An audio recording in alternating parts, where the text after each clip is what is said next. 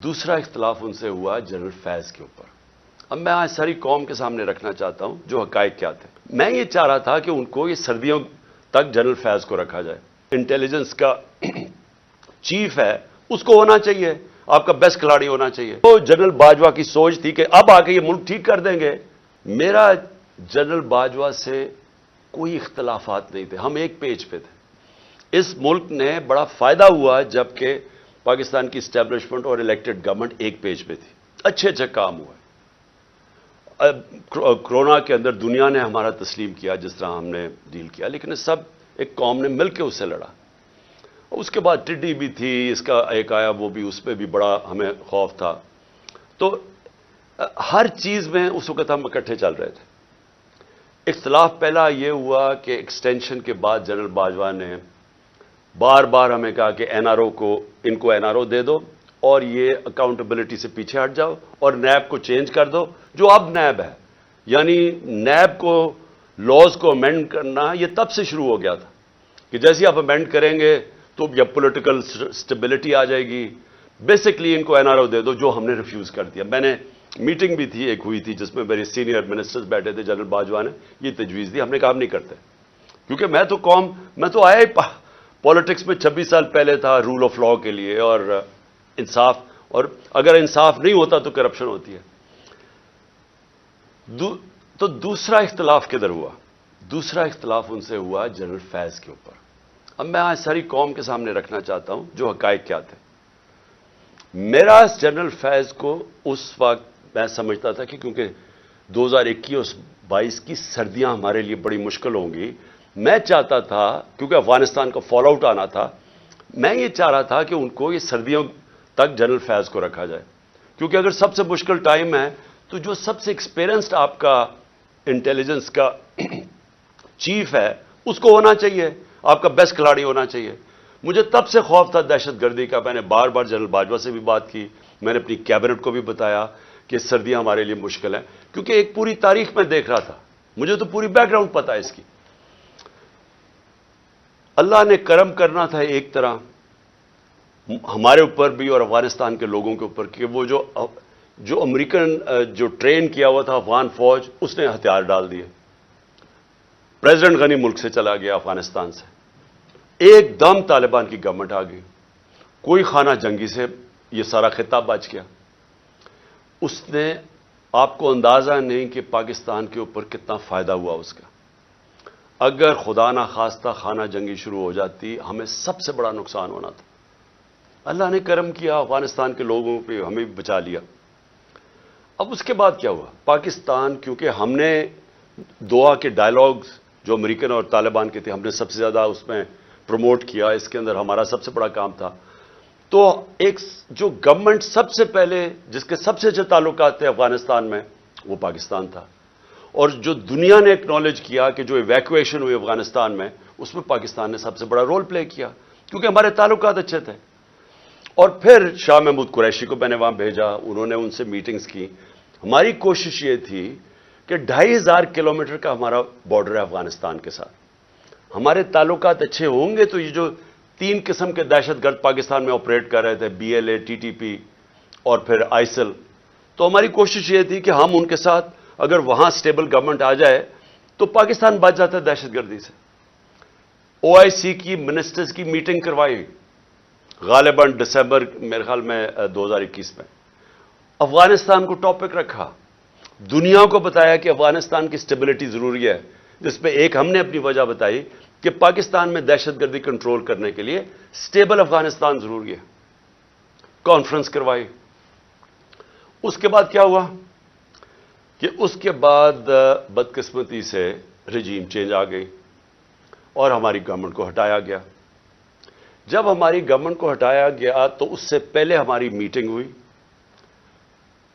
میں نے جنرل باجوہ اور آئی ایس آئی چیف تھے، اب مجھے یہ نہیں یاد کہ اس وقت جنرل فیض آ گئے تھے یا یہ جنرل ندیم تھے، لیکن جنرل باجوہ تھے اور میں نے اور ہم نے بیٹھ کے گفتگو کی کہ اب جب اپنی افغانستان میں ایک پرو پاکستان گورنمنٹ ہے، یعنی اینٹی نہیں ہے کیونکہ غنی ایڈمنسٹریشن تو پاکستان کے خلاف تھی، جب وہ آ گئی ہے تو ہمیں کوشش کرنا چاہیے. اب جب طالبان انہوں نے بھی کہہ دیا کہ اب ہم ان کو واپس بھیجنے لگے ہیں, اب 30 سے 40 ہزار طالبان فائٹرز اور ان کی فیملی افغانستان میں تھی. تو ہماری میٹنگ ہوئی اور ہم نے سوچا کہ اب ان کو کیا کرنا ہے. انہوں نے وہ کہہ رہے ہیں کہ پاکستان آئے اب یہ واپس, اور وہ بیچ میں بھی پڑھنے لگے تھے کہ ہم کسی طرح بات چیت پہ بھی وہ فیسیلیٹیٹ کریں. اب ڈسکشن یہ ہوئی کیونکہ یہ جو سیکیورٹی ایشوز ہے وہ تو ہم بات کرتے تھے جنرل باجوہ اور ISI سے. جب ہماری بات ہوئی تو دو ہمارے, خاص طور پہ دو کی میں بات کر رہا ہوں, 3 جو ایک اور ہمارے بیوروکریٹ تھے جن کو قبائلی علاقے کا اندازہ تھا, جو سرو کر چکے تھے, اور ہمارے نور الحق قادری صاحب جو خیبر ایجنسی سے تھے, اور مراد جس نے ساری جو سوات کے اندر پورا آپریشن ہوا تھا طالبان. تو انہوں نے بیٹھ کے بڑا خدشہ بتایا کہ دیکھیں جب وہ آئیں گے تو ان کی سیٹلمنٹ کیسے ہوگی, کیونکہ بڑا مشکل ہوگا, لوگوں کی دشمنیاں ہیں, قتل کیے ہوئے ہیں آپس میں, اور انہوں نے طالبان نے, تو وہ بڑی تشویش تھی. تو یہ فیصلہ کیا گیا کہ ہمارے جو قبائلی علاقے کے MNAs اور وہ بیٹھ کے ہماری سیکیورٹی فورسز فیصلہ کریں گی کہ ان کو ریہیبلیٹیٹ کیسے کرنا ہے. یہ بھی سوچا کہ ان کے لیے پیسے خرچ کریں گے, کیونکہ دو ہی ہے نا, یا ہم ان کو مار دیں ساروں کو کھڑا کر کے, اور یا پھر ان کو سیٹل کریں اور ان سے کوئی اگریمنٹ کریں. یہ اس کے علاوہ تو تیسرا کچھ نہیں تھا. تو ہم نے ان سے یہ بات ہوئی, اور وہ بدقسمتی سے بات آگے بڑھی نہیں, کیونکہ اور چیزیں آ گئیں, اور آپ سب جانتے ہیں رجیم چینج کے اندر اور چیزیں آ گئیں. اس کے بعد ہماری گورنمنٹ چلی گئی. 2022 کی جون کے اندر ملاکنڈ کے اندر مسئلہ آ گیا سوات کے اندر. ایک دم طالبان کی وہاں کوئی آیا اور وہ عوام کھڑی ہو گئی, ان کو بڑا کہ پھر سے وہی حال ہونے لگا جو کہ پہلے تھا, جدھر سوات کے لوگوں نے بڑی مشکل وقت گزارا. تو تب تشویش ہوئی, اور میں نے جون کے اندر پھر میٹنگ کی اپنے پختونخوا کے MNAs اور MPs کے ساتھ. KP ہاؤس کے اندر اسلام آباد میں میٹنگ کی, اور ان کو سب خدشہ تھا کہ یہ ایک نیا فینومینا پھر آ رہا ہے. یہ جو طالبان آ رہے ہیں وہاں سوات کے اندر جو ہو رہا ہے, اور پھر لیٹرز لوگوں کو آنے شروع ہو گیا کہ پیسے کے, اور پھر ہمارا ایک MP تھا اس کو گولیاں لگیں وہاں دیر کے اندر. تو سب سے میٹنگ ہوئی اور ان کو خوف تھا کہ یہ ہو کیا رہا ہے. اور پھر ہم نے, کیونکہ ہماری گورنمنٹ تھی KP میں, ہم نے انہیں کہا کہ آپ بات کریں وہاں کے کور کمانڈر سے, اور کوئی اگریمنٹ کریں کہ یہ کیا ہو رہا ہے, یہ فینومینا کیا ہے, کیونکہ سمجھ نہیں آ رہی تھی. لیکن اس گورنمنٹ نے کوئی ان کو سمجھ نہیں تھی کرنا کیا ہے, نہ ہی ان کی کوئی توجہ تھی وہاں. انہوں نے جب جون میں وہاں سے خدشہ ہوا کہ یہ ہو رہا ہے, یہ کیا فینومینا ہے, کیونکہ بارڈر تو گورنمنٹ کے ہاتھ میں نہیں ہے پختونخوا کے, تو ان کے اندر کوئی کسی کو نہ سمجھ تھی نہ کسی کا انٹرسٹ تھا. عجیب عجیب سی ان کی مزاحیہ سٹیٹمنٹس آئیں, اور وہ ایشو وہیں کا وہیں رہ گیا.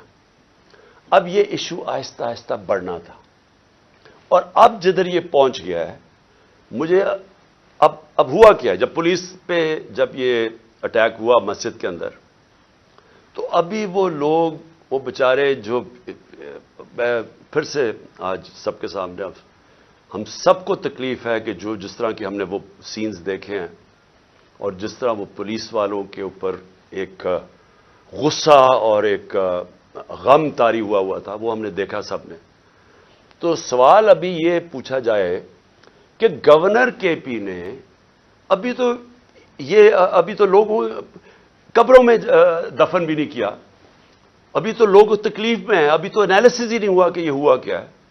گورنر KP خط لکھ دیتا ہے کہ جی الیکشن کو ڈیلے کیا جائے, ملک صوبے کا صورتحال ٹھیک نہیں ہے. اب میرا یہ سوال ہے کہ جو لوگ یہ اب سمجھ رہے ہیں کہ یہ جو دہشت گردی بڑھائی جا رہی ہے, اور جو پہلے سے بھی یہ PTI کی گورنمنٹ کے خلاف ہے, اور یہ الیکشنز کو متاثر کر رہی ہے, اور یہ الیکشنز ڈیلے کرنے کے لیے, تو گورنر نے تو خط سے یہی اسی طرف لوگوں کو, جس کا نہیں بھی سوچ تھا وہ ادھر چلی گئی ہے. میں آج پھر سے میں بار بار کہتا رہوں گا, مجھے ان کا پتہ تھا کہ یہ نااہل اور کرپٹ لوگ, انہوں نے تو 30 سال حکومت کی اور ملک کو یہاں پہنچایا ہے. اور اب یہ کہنا کہ یہ جو جنرل باجوہ کی سوچ تھی کہ اب آ کے یہ ملک ٹھیک کر دیں گے, جو 17 سال میں سب سے بہتر پاکستان کی اکنامک پرفارمنس تھی, اس اکنامک پرفارمنس کے اوپر رجیم چینج کر کے ان کو لے آئے. میں بار بار جنرل باجوہ کو کہتا رہا اور میں نے واضح طور پہ شوکت ترین کو بھجوایا. میں اس لیے آپ کو کہوں گا کہ ہمیں پتا تھا یہ کیا ہونا ہے. میں ان کو جانتا ہوں 30 سال سے جو انہوں نے کیا پاکستان کے ساتھ. یہ جو قرضے چڑھے ہوئے ہیں آئیں جب سے یہ آئے ہیں ذرا دیکھیں انہوں نے, یہ امیر ہوتے جاتے ہیں ملک مقروض ہوتا جاتا ہے. تو انہوں نے ملک کیسے ٹھیک کرنا تھا؟ جو ملک کو تباہی کی طرف لے کے جائے وہ ملک ٹھیک کیسے کر سکتا ہے؟